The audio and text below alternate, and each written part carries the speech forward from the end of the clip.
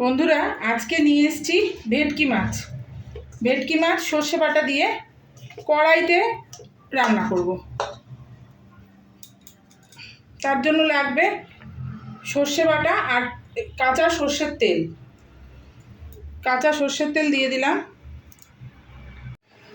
আর দেব এই যে মিক্সিতে কাঁচা লঙ্কা দিয়ে সর্ষে বেটে রাখা সেই সর্ষে,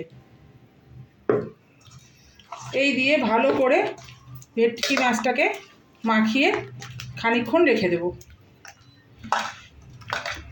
তার আগে মাছের গায়ে নুন হলুদ মাখিয়ে রেখেছিলাম, আর সামান্য একটু লবণ আর একটু হলুদ দেব।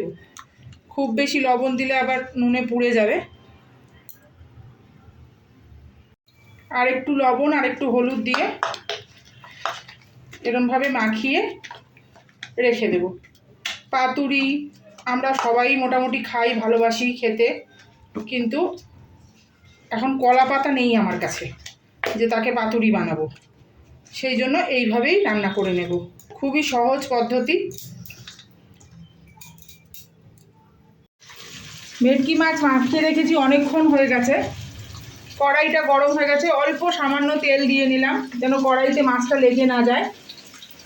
কড়াইয়ের গায়ে ভালো করে তেলটা লাগিয়ে নেব। আর এই যে মশলা মাখিয়ে রেখেছিলাম আধা ঘন্টা আগে, সেই মাছগুলো একে একে দিয়ে দেব।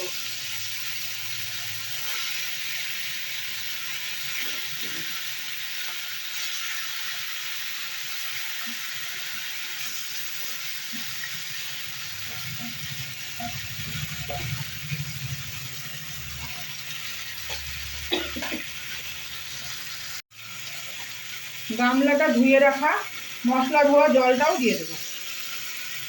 এইবার মাছটা একটু নেড়ে ঢাকা দিয়ে দেবো।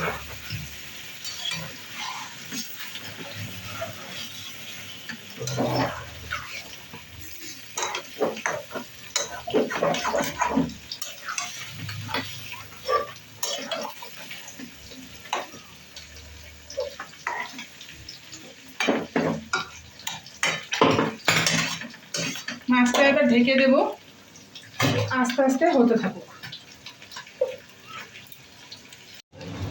বন্ধুরা এই যে ভেটকিটা ভাপানো হয়ে গেছে, নামানোর আগে সামান্য সরষের তেল, কাঁচা সরষের তেল দিয়ে নামাবো, তাতে সেন্টটা ভালো আসে।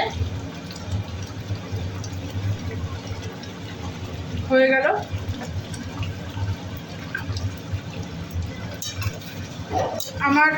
আমি টেস্ট করে দেখেছি, আমার ঝাল আর লাগবে না, ঝাল যথেষ্ট হয়েছে। আপনাদের যদি আরও ঝাল লাগবে মনে হবে তাহলে আপনারা কাঁচা লঙ্কা এই সময় চিড়ে দিয়ে দেবেন। খুব সহজ রান্না, খুব সহজেই রান্না করা যায়। আপনাদের যদি আমার এই রান্না ভালো লেগে থাকে তাহলে একটা লাইক, শেয়ার, কমেন্ট করে আমার পাশে থাকবেন। এবং এই রান্নাটা আপনারা সবাই বাড়িতে রান্না করে খাবেন, খুবই সুস্বাদু রান্না। আজকে তাহলে রাখি, আসবো অন্যদিন অন্য রান্না নিয়ে। এই যে রান্না হয়ে গেছে, এবার আমি ঢেলে নিলাম।